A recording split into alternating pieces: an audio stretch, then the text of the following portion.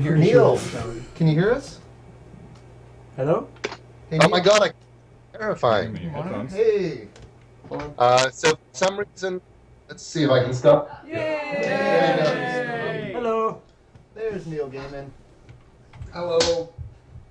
Hello. Hi, Neil. Hi, Neil Gaiman. Oh my god, there's there's video too. Hello. So Desert Bus is actually getting played. Desert Bus Yes. is indeed getting played. Yeah. We have been. I think we have pretty much conclusively proven that we've played it the most of anybody in the world. So.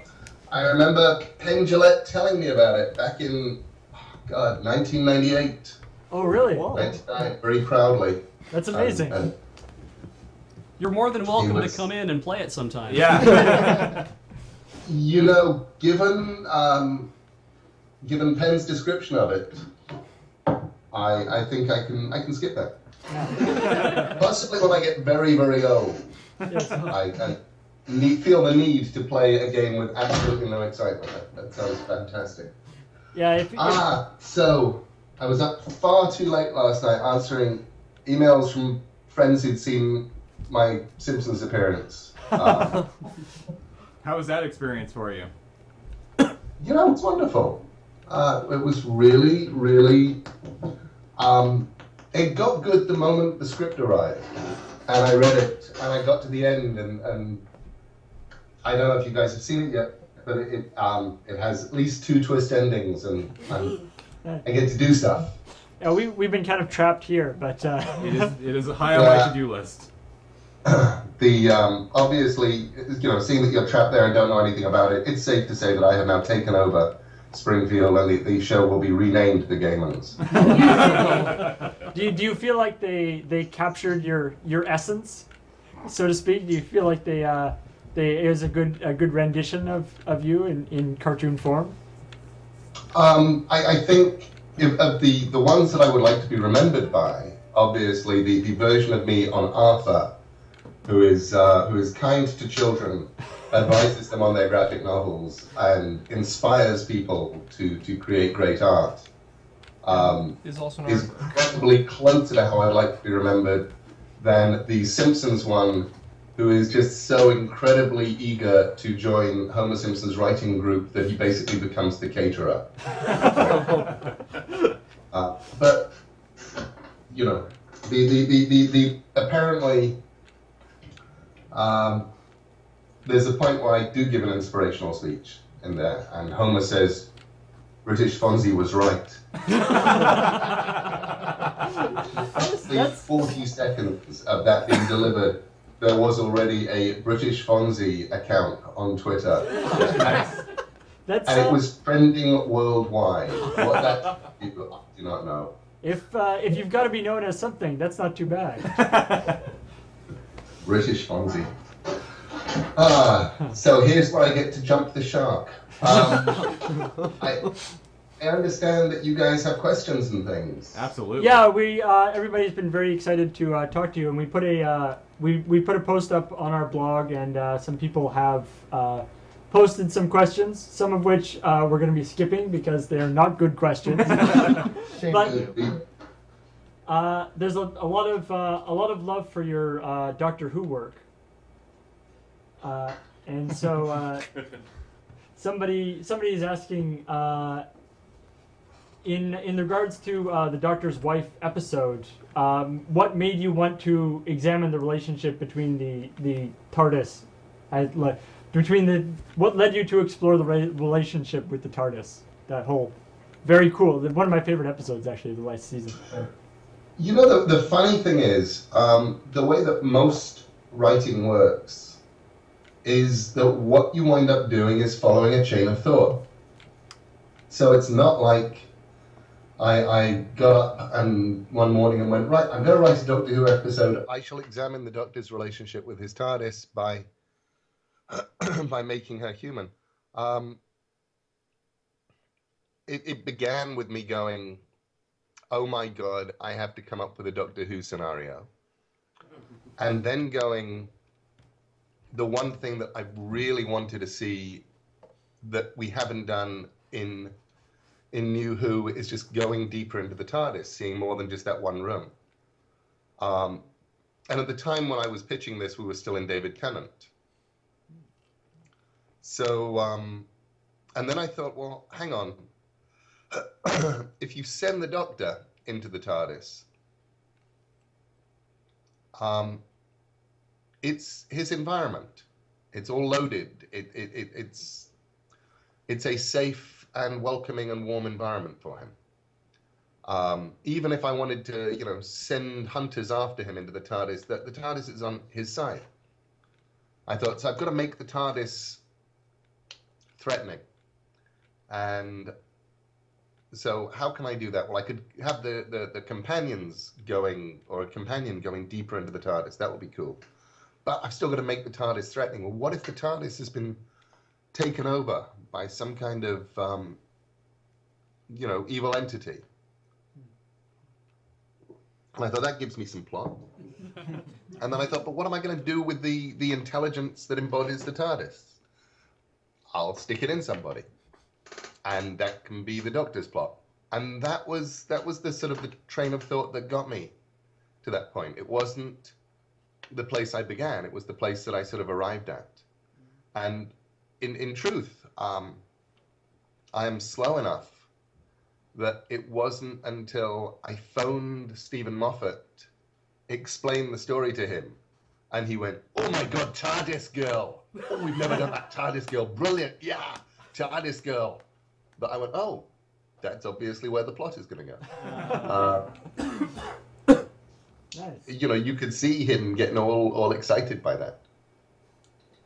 Okay, there's some people asking for any information that you can divulge about the HBO American Gods series that is currently in development. I don't know if you can say anything, but there's very, very little I can say. We finally, the main thing I can say is you know, it got announced the day, or like 2 days after HBO said yes.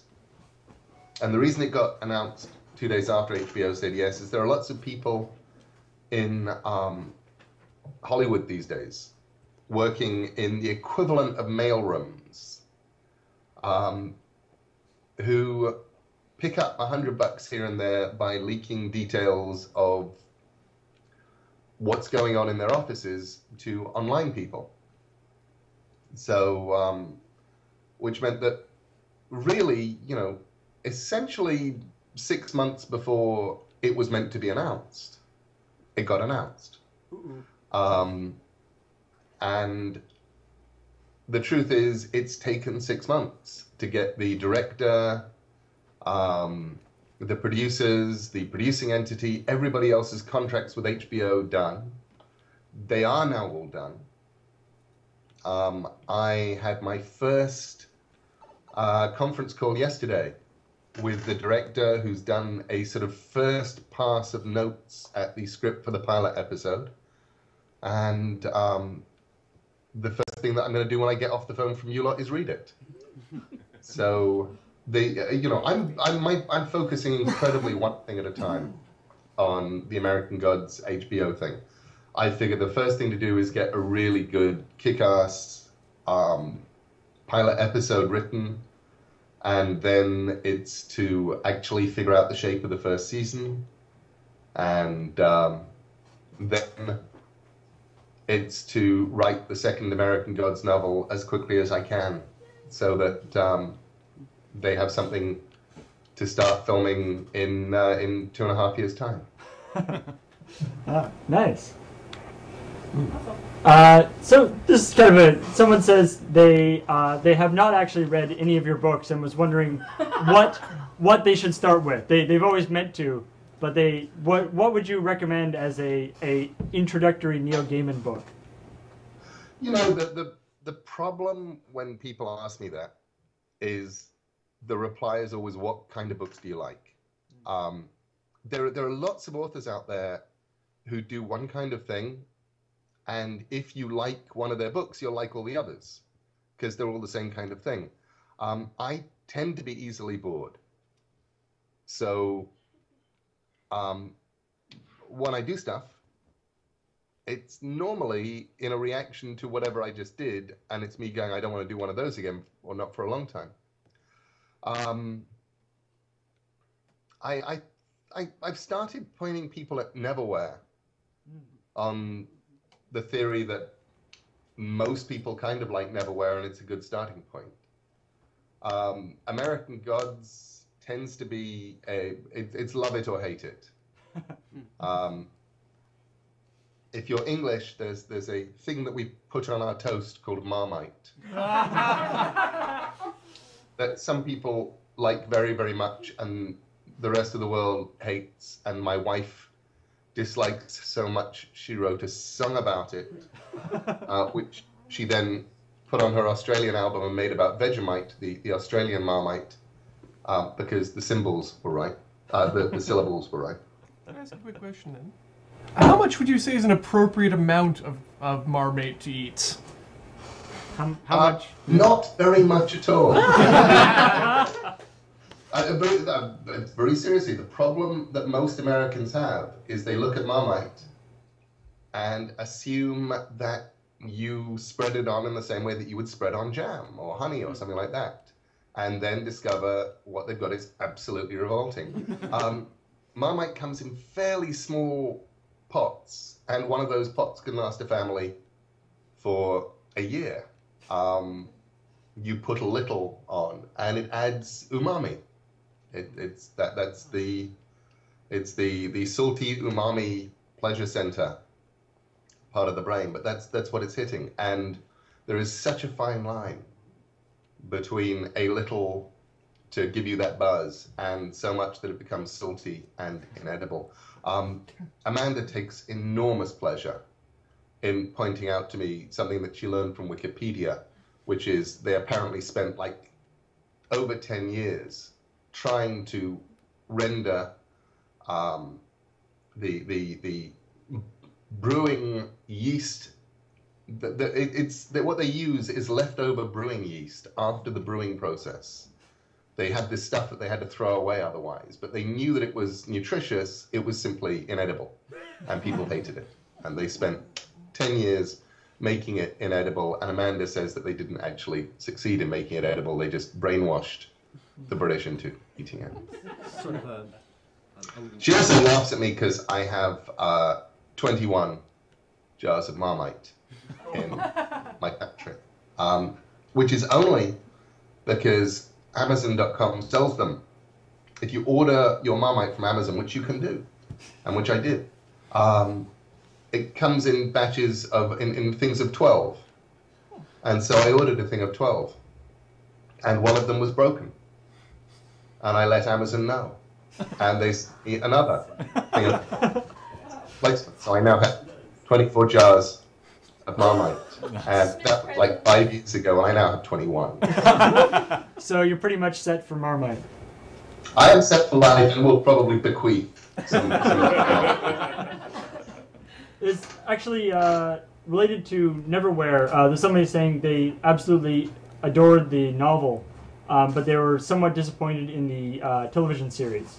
And they were wondering would you have any desire to redo it with more time and a bigger budget, and have another sort of go at it. I would, but although in many ways for me, the driving imperative to get it right was sort of decreased when I did the novel. The novel for me was my director's cut.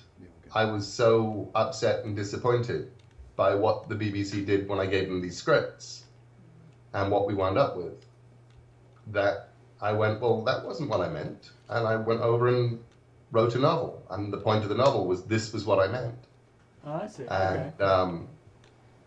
So once that had happened, I was definitely a lot less impelled to go, I have to, have to remake it. But we're definitely getting people these days asking to remake it. And since it was published in '97, I think there's scarcely been a minute that it hasn't been under film option. So, sooner or later something will happen with Neverwinter. Nice. Let me just look through here. what were your experiences working on 2000 AD? I didn't really have any experiences working on 2000. I wrote 4, maybe 5 Future Shocks in the early days of 2000 AD, and they did them. One of them was meant to be funny, and they took out all the jokes very, very carefully, which meant that it wasn't really anything once they finished with it. It certainly wasn't a great idea. And that one left me really puzzled. It was like sort of trying to rewrite, you know, Hitchhiker's Guide to the Galaxy as an adventure. And they did that, and then I discovered at the time they were repackaging 2000 AD stuff for the US, and I saw some of my Future Shocks colored in, stretched, and sold on in American comics, and I said, "This is so cool. Do I get royalties?" And they said no. Oh. And I stopped for 2000 AD. I thought, this is silly. You know, it's not like they're paying very much. I'm just doing it for the fun. So that was my 2000 AD experience. It was relatively short. And it made me sad because I love 2000 AD. I thought it was such a great launch pad. And even today, I think, you know, I love the fact that I got to learn, you know, to learn in public. And there was one of the Future Shocks I did that I actually thought was good. It was, and I thought it was good because it was comics. It wouldn't have worked in any other medium. It was just 2 disembodied voices discussing the use of the planet Earth as a decorative ornament. While you sort of learn about Earth and the problems with getting one of these Earth things as a decorative ornament, because these life forms sort of grow up on them and then they blow up. Right, And you have we have one more question here. Point. We just got another point, Neil. Yeah, we just got a point in that this every 8 hours in playing Desert every Bus. 8 hours. I'm Yeah. proud of you. There we go. So that's Don't you ever hope that, you know, you're going to be playing Desert Bus and round about hour 70 you're going to see a hitchhiker. yeah. So Well, how many it's- points is that? Yeah, that is 8 8. points right Really? now. So yeah, we always say that, like, you know, 300 hours in, there'll be another car that comes the other direction or something. We just weren't expecting, yeah.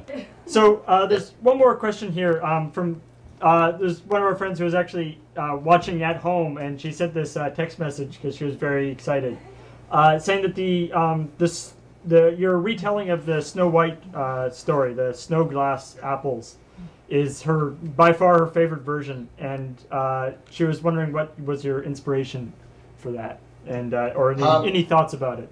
Yeah, no, my inspiration for that, I was in the bath reading a book of the Penguin Book of English Folk Tales by a man called Neil Phillips, and he retold a version of Snow White in which they weren't dwarves, they were robbers. And I'm just reading along, and she does the whole Snow White thing, and she has the poisoned apple, she dies, her body's put out in a glass coffin, a prince rides past and says, "Whoa, I'm in love." And I thought, what kind of prince looks down at a dead body and goes, "Oh my God, she's gorgeous, hubba hubba, I'm bringing that back to my castle"?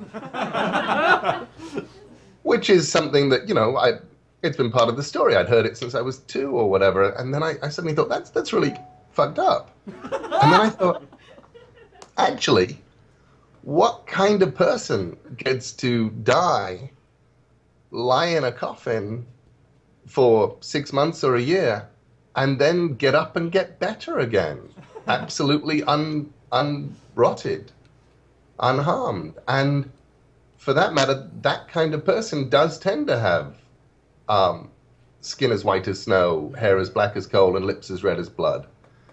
And suddenly I had a story. And I thought, well, what if it's just our stepmother, rather than being evil, simply didn't go far enough? And the story began. We have one last thing. Now, during Desert Bus, we take challenges from our chat and from people on the internet. They ask us to do things and give us money for basically doing whatever they ask us to do. And we have an ongoing challenge, which was to collect facts from as many people as possible. And so every person who comes in or who calls in, we are trying to any collect a fact from. So do you have any kind of fact that you could add to our collection? We get money for each one. To your fact collection, do you know what B space is? No. Okay. The concept of bee space is what allows commercial beekeeping to happen. It's because bees are not domesticated. Instead, they use essentially bee psychology, as discovered by a man called Lorenzo Langstrath in the 1850s, who developed the modern hive by observing bees. And he realized that if you have a small space, much as if you have a crack in a wall, bees will fill it with propolis and block it off. If you have a large space, much as for human beings, if you had a room, bees will fill it with honeycomb.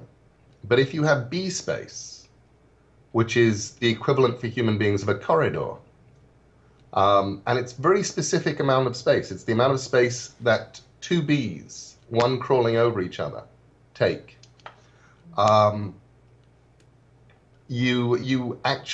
Bees will keep that clear.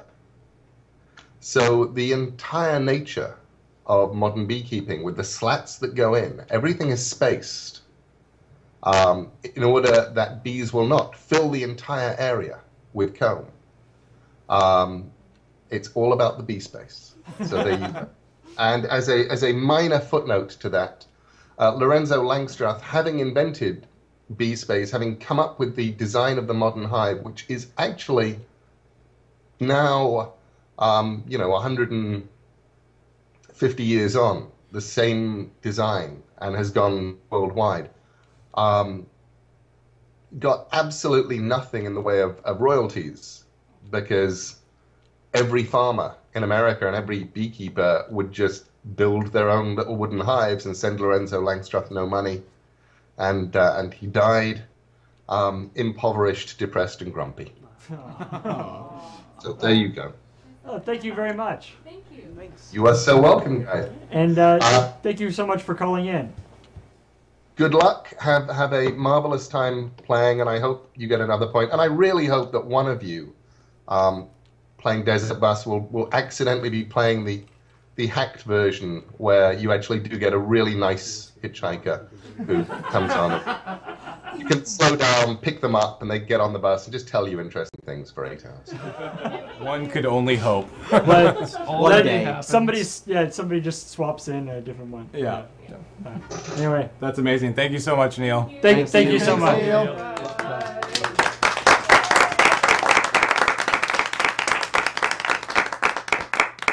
And during that call, we raised almost $1,500. Oh, wow. Yeah.